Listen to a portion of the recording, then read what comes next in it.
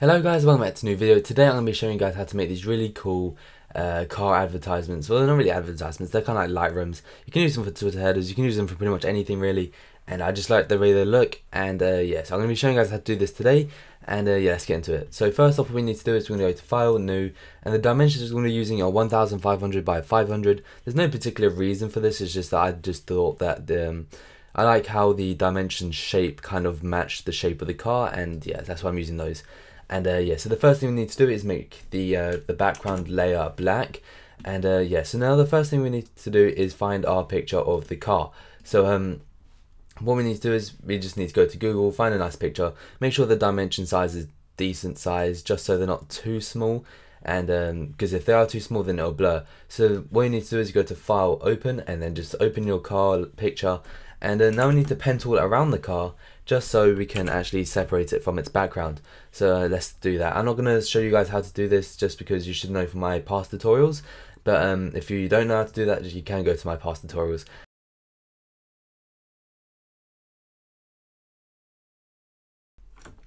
Okay guys, so now we've pen tooled our car. Now what we need to do is we're going to right click, go to make selection and just press OK. And now we're going to press Command J, and now you can see that makes a new layer, and it's basically the car without its background.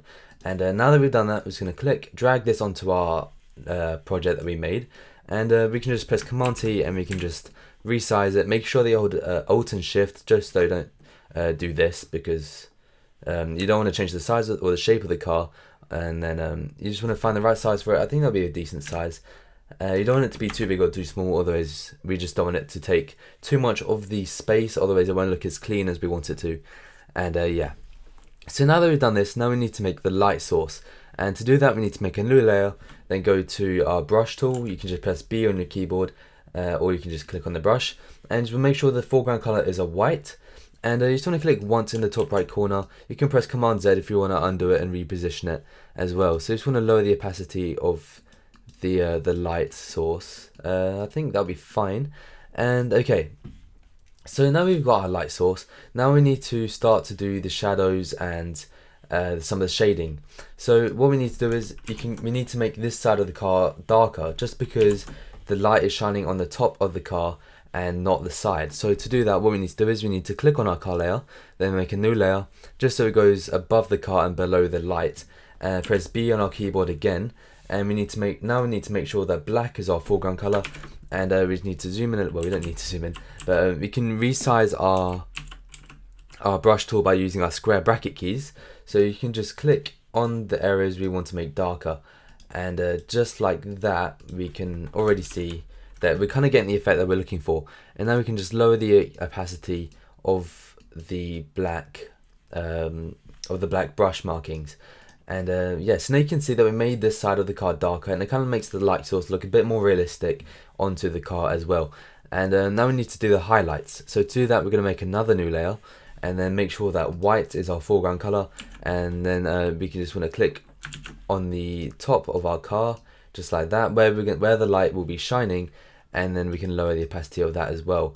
But as you can see, it's not really on the car, as it's also on the background layer. So to do that, we need to click and select both of our shadow layer and our highlight layer, and then we're going to right click and go to create clipping mask. And now you can see that those masks, those layers now only affect the car and not the layer behind it. And now we can actually just lower the opacity of the highlight a bit more, and now you can see this is what it was before, and now this is what we've done with the lighting and the shading, and it just makes the whole thing look a lot more realistic. And yeah, so now that we've done that, now we're going to start to do the lighting behind the car and the shadow of the car as well. So to do that, we're going to click on our background layer, and we're going to go to our ellipse tool, and make sure that white is your foreground color, and we're just going to make an ellipse just under the car where you would think the light would be shining. Yeah, so once you've done that, you'll get this properties window come up. You want to click on this stroke window, and then you want to click on this icon right here, just to make sure that there is no stroke at all. And then we can just reposition the lights just so it goes, just so it covers the whole bottom of the car, because we don't want it like this where it's off to one side. So we just need to make sure it's actually covers every part of the car. So now that we've done that, we've got our light source on the floor. Now we need to make it actually look like light. So to do that, oh, let me just reposition this again. Now to do that, we need to go to filter, blur, and then Gaussian blur. And this will come up. You're just gonna press rasterize, and you don't want it to blur too much because then you'll start to lose like the ellipse shape of it. So you probably want to make it, I think that'll be fine, just like that. Press OK, and then we can just lower the opacity, and yeah, that looks pretty good. It will look a lot more realistic once we've added the shadow as well. And I think we're just gonna make it a bit brighter. Okay, that's fine. Okay, so now that we've done that, we've got our shadow in, we've got our light source in, and to be honest, it actually doesn't look that realistic right now. So what we need to do is we need to add the shadow. So to do that, we're going to duplicate our car layer just by clicking on our layer and then pressing Command J, and we're going to double click on this layer to open up our layer styles, go to color overlay, and then make sure this is black, make sure that blend mode is normal, and then just press OK. And now if we were to move this, you can see that we've basically just made a new layer of the car and it is just black. And okay, so now that we've done that, we're going to go to Edit, Transform, and Distort. And now we can actually manipulate these points of the car. And we just want to make sure the wheels line up. And we just kind of make sure, we want it to look like a realistic shadow. So you just want to position this black layer where you would have thought the shadow would be if you were to actually be looking at it. So we just want to fiddle around with it, see what we can do to make it look a bit more realistic. And now you can see that we got our shadow under the car, and now we're going to do the same thing that we did with the light source. So we're going to go to filter, blur, and then Gaussian blur. And again, you don't want to blur it too much because you'll start to lose the shape a bit, and I think that'll be fine, just like that. And then you can also use your arrow keys just to move around the shadow. And okay, so now that we've done that, we're now going to add some color correction.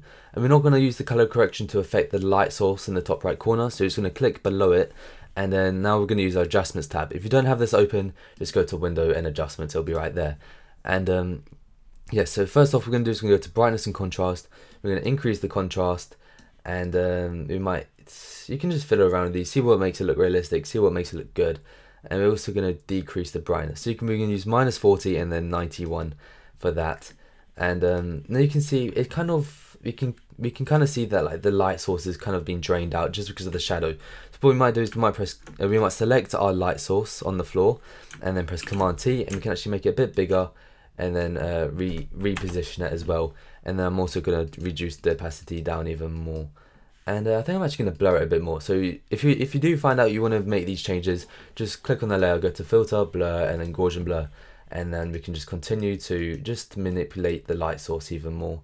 And yeah, that is pretty cool. Okay, so now that we've done that, we're now going to add some color curves. So you're just going to click on this icon right here, and just going to make an S-shaped curve, just a generic S shape. Okay, that looks fine. Again, if you are using a different car, it might take a bit more fiddling around just because you'll be using different colors. And yeah, so things like that. And now again, we're going to increase the opacity of our light on the floor. So as you can see, there is a lot of fiddling around. When you fiddle with some things, that means you'll need to change the that means you need to change some of the colors of other layers. And yeah, so that's pretty much how you do this tutorial, guys. I think it looks pretty cool, it looks pretty clean.